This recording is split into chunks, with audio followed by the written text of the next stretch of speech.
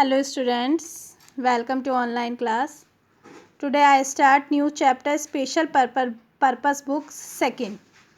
अभी तक हमने स्पेशल पर्पस बुक्स में पढ़ा था कि ये कई तरीके की होती हैं special purpose book, cash book and other books. तो कैश बुक का चैप्टर हम पीछे पढ़ चुके हैं. आज हम आएंगे अदर बुक्स. इन अदर बुक्स में कौन कौन सी बुक होती हैं हमारी? Purchases book, sales book, purchase return book and sales return book. और इसके अलावा फिर हमारा जो और ट्रांजैक्शन बच जाती हैं इन चीज़ों से अलग, वो हमारी किस में आती हैं?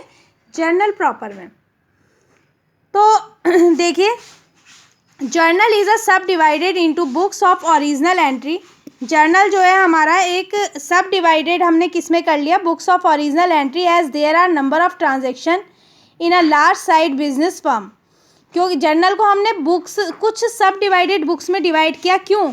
क्योंकि हमारे जो बिज़नेस है उसके अंदर बहुत सारी ट्रांजैक्शन होती हैं और उससे यदि हमें अलग अलग किसी चीज़ का डिटेल चाहिए हो तो वो हमें नहीं मिल सकता. तो इसलिए हमने इन्हें कुछ सब डिवाइडेड बुक में डिवाइड किया. कौन कौन सी मैंने अभी आपको पीछे बताया था? Cash book, purchases book, sales book, purchase return book, sales return book and journal proper. The above books are also called subsidiary books or special journals or the books of original entry. In books को हम और क्या बोल सकते हैं? Subsidiary books या special journals या books of original entry. देखिए यहाँ एक फ्लो चार्ट दिया हुआ है. Sub division of journal 2 parts में डिवाइड किया गया है, सब्सिडरी बुक्स और जर्नल प्रॉपर. तो जर्नल प्रॉपर का तो हमारा कोई और कॉलम और कोई पार्ट होता नहीं है, लेकिन सब्सिडरी बुक में हमारी ये 5 बुक आती हैं, जिसमें से एक के बारे में हम पिछले चैप्टर में पढ़ चुके हैं. अब आगे का हम ये चारों चीज़ें इस चैप्टर में पढ़ेंगे. We have already discuss cash book in the previous chapter. In this chapter we shall discuss about other subsidiary books. तो फर्स्टली हमारी आती है परचेज बुक और purchase journal. Purchase book is a subsidiary books in which credit purchase of goods in which the firm deals और uses for manufacturing goods are recorded. Purchase book एक हमारी subsidiary book है जिसमें हमारी कौन सी transaction आती हैं? क्रेडिट परचेजेस ऑफ गुड्स वाली. ठीक है. 10 cash purchases of goods and non goods like fixed assets are not recorded in purchase book. यानी कि जो परचेजेस हमने कैश में की हैं या फिर अदर फिक्स्ड एसेट्स में की हैं वो इसके अंदर नहीं आएगी. परचेजेस से मीन्स यहाँ कौन सा परचेजेस है? जिस चीज़ का हम बिजनेस कर रहे हैं, जिस गुड्स का हम बिजनेस कर रहे हैं वो वाली परचेजेस इसके अंदर हमारी आएंगी. इसके अलावा यदि हम बिजनेस से रिलेटेड कोई भी फर्नीचर खरीद रहे हैं और कुछ खरीद रहे हैं, लैंड खरीद रहे हैं, तो वो इसके अंदर इंक्लूडेड नहीं होगी. और ना ही कोई भी कैश परचेजेस, चाहे वो गुड्स की ही क्यों ना हो, कैश परचेजेस इसके अंदर इंक्लूड नहीं होगी. The entries in the purchases books are recorded on the basis of invoice receiving from the suppliers with the amount net of trade discount plus GST payable. इसमें कौन सी अमाउंट रिकॉर्ड होती है? Purchase book वो amount record होती है जो हमारे invoice दिया जाता है सप्लायर्स की तरफ से, एक एविडेंस. उसमें जो अमाउंट दी हुई होती है जिसमें से ट्रेड डिस्काउंट लेस होता है और GST ऐड होती है, वो अमाउंट इसके अंदर आएगी. अब क्या रूल्स हैं इसके?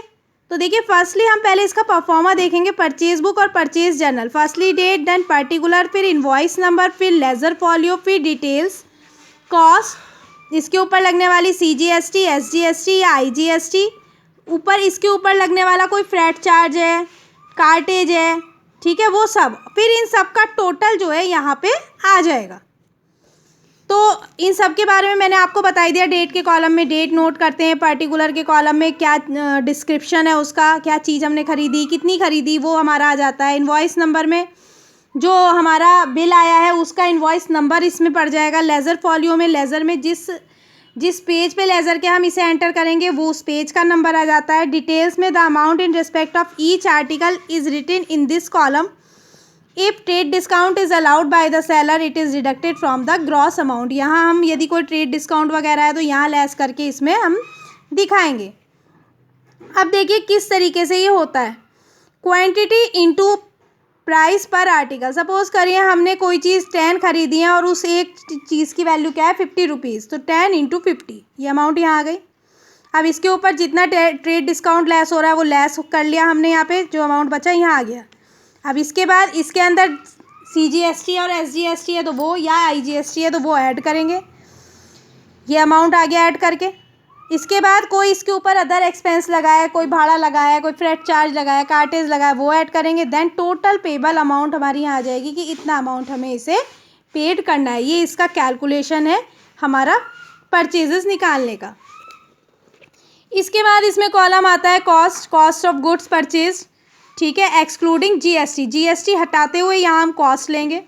फिर जो उस पर CGST लगी है या SGST लगी है या IGST लगी है वो, फिर एक्सपेंसेस वाले कॉलम में एक्सपेंस, एंड इन सब का टोटल पेबल के कॉलम में आ जाएगा। At the end of specified period, a week और अ फॉरनाइट और a month, the purchase book is total, purchase book का टोटल करते हैं, and this total is posted to the purchases account. Clear है students? अब features क्या है purchases book के? तो credit purchases of goods traded in और material use for manufacture are recorded in the purchases book. Purchases book में कौन सी transactions आती हैं? जो क्रेडिट परचेजेस किए हैं हमने या मैन्युफैक्चर के लिए जो हमने गुड्स परचेज किया है क्रेडिट में, वो हमारा परचेज बुक में नोट होता है। Credit purchases of items not deal in such as office furniture और computer for office use are not recorded in the purchases book. मैंने बताया था अदर एसेट फिक्स एसेट्स हैं, कोई भी फर्नीचर है, कंप्यूटर है, एक्सेट्रा, वो चीज़ें हम इसके अंदर इंक्लूड नहीं करेंगे। क्यों है? वो बेशक ऑफिस के यूज़ की, लेकिन वो गुड्स नहीं है। Okay. Cash purchases are not recorded in the purchases book. Purchases book में जो है कैश परचेजेस नहीं आती, since they are recorded in the cash book, क्योंकि वो कहाँ रिकॉर्ड हो चुकी है? हमारी कैश बुक में। The entries in the purchase book are made on the basis of invoices received from the seller of goods with the net amount after trade discount। कौन सी entry होती है इसमें? इनवॉइस पे जो अमाउंट हमारा पड़ा हुआ होता है ट्रेड डिस्काउंट लेस करने के बाद, वो अमाउंट हमारा इसके अंदर आता है। अब यूटिलिटीज ऑफ परचेजेस बुक, क्या इसकी हमारी यूटिलिटीज है? It reduce the volume of work required to pass journal entry for each credit purchase, जिसके लिए हम अलग अलग क्रेडिट ट्रांजेक्शन्स बनाते रहते थे, जर्नल में अलग अलग हम एंट्रीज बनाते थे, वो ट्रांजेक्शन्स अब हमें ना बना के डायरेक्टली हम इसके अंदर नोट कर सकते हैं, तो वो बहुत सारी ट्रांजेक्शन्स हमारी बनाने से बच जाती हैं। Ledger posting becomes easier since all the credit purchases are recorded in a single book, क्योंकि एक ही जगह सारी क्रेडिट परचेजेस आ गई तो केवल इसका टोटल हम लेजर में पोस्ट कर सकते हैं, तो ये हमारा लेजर बनाने के लिए भी ईजी है। It is possible to have a periodic total of credit purchase of goods. जब भी हमें चाहिए, वीकली चाहिए हो, मंथली चाहिए हो, हम इसका जो है टोटलिंग करके वो बैलेंस निकाल सकते हैं। It becomes easier to check the price charge and other calculation, कितना प्राइस कहाँ लगाया है, और इससे अदर भी कोई कैलकुलेशन करनी हो वो भी यहाँ पे ईजी हो जाती है। Let us first understand how purchase book is prepared without levy of GST। बिना GST के हम कैसे परचेज बुक बनाते हैं? देखिए यहाँ दिया हुआ है, फर्स्ट इलस्ट्रेशन देखिए। From the following information, Messrs Narayan and company Delhi prepare the purchase book for the month of Feb 2019। ठीक है, तो हमें यहाँ पे बनाना है, इसका किसका है? ये मैसर्स नारायण एंड कंपनी का। तो फर्स्टली ऊपर पड़ जाएगा किसकी बुक्स में बना रहे हैं हम? In the books of Messrs Narayan and company Delhi purchases book.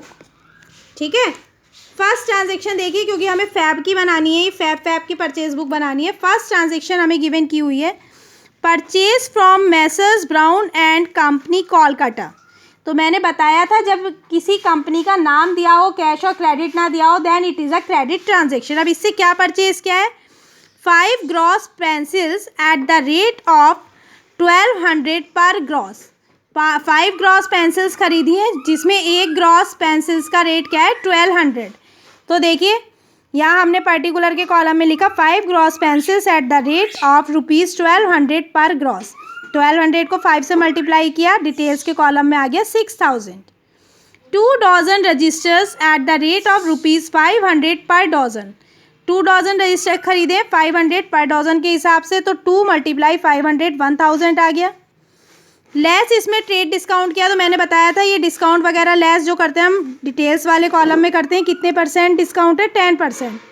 तो पहले इन दोनों को ऐड किया हमने, इन दो, क्योंकि एक ही कंपनी से खरीदी है दो चीज़, इन दोनों को ऐड किया 7000 आया। इस पर 700 10% डिस्काउंट लेस किया, तो जो अमाउंट बच के आया वो किस कॉलम में आएगा? अमाउंट वाले कॉलम में 6300। क्योंकि ये विदाउट जीएसटी है तो इसमें जीएसटी वाले कॉलम्स हमारे नहीं बने हैं। नेक्स्ट देखिए, purchase for cash from the stationery mart. तो ये तो ट्रांजेक्शन ही हमारी इसके अंदर इंक्लूड नहीं होगी। क्या वर्ड आ गया? फॉर कैश, कैश वाली परचेजेज इसमें नहीं आती हैं, ठीक है। Then this transaction is not included in purchase book. Next है, purchase computer printer for office use from messrs office goods company for 20,000। तो देखिए ये ट्रांजैक्शन भी नहीं आएगी। कंप्यूटर वगैरह हमने खरीदा है, हमारा बिजनेस किसका है आपको दिखाई दे रहा है, रजिस्टर, पेंसिल, पेपर, बुक्स, इस चीज़ का। तो कंप्यूटर ऑफिस यूज़ के लिए खरीदा है, ये भी इसके अंदर नहीं आएगी ट्रांजैक्शन। नेक्स्ट ट्रांजैक्शन है purchase from the paper company limited. तो ये क्रेडिट ट्रांजैक्शन है, कैश और क्रेडिट नहीं दिया और कंपनी का नाम दिया हुआ है। क्या खरीदा है इसमें? 8 reams of white paper eight the rate of 500 पर रीम।